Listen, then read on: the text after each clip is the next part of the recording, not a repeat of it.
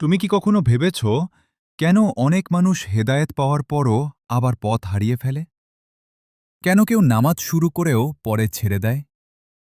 কেন ঈমান থাকা সত্ত্বেও মন ধীরে ধীরে দুর্বল হয়ে যায়? আজকের এই দোয়াটি তোমার হৃদয়কে সেই পথভ্রষ্ট হওয়া থেকে বাঁচাতে পারে। শেষ পর্যন্ত শোনো, কারণ এই দোয়ার অর্থ বুঝতে পারলে তোমার জীবন বদলে যেতে পারে। দোয়া: রব্বানা লা তুজিগ কুলুবানা বাদা ইদ হেদাইতানা ওয়াহাব লানা মিন লাদুনকা রহমা ইন্নাকা আনতাল ওয়াহ্হাব। এই দুয়ার শুরুতেই আমরা বলছি রব্বানা মানে হে আমাদের পালনকর্তা। আমরা সরাসরি আল্লাহকে ডাকছি, যিনি আমাদের সৃষ্টি করেছেন, যিনি আমাদের সবকিছু নিয়ন্ত্রণ করেন।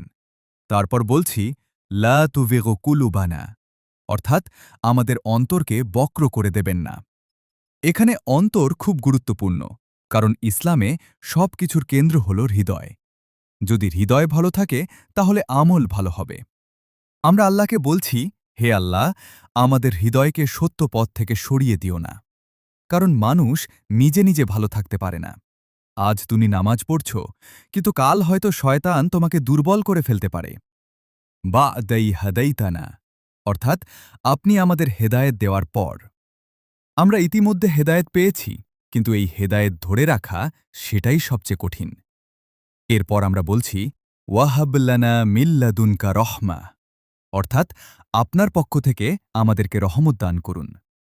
শুধু হেদায়েত পেলেই যথেষ্ট না, আমাদের দরকার আল্লাহর রহমত, কারণ আল্লাহর রহমত ছাড়া কেউ সঠিক পথে থাকতে পারে না।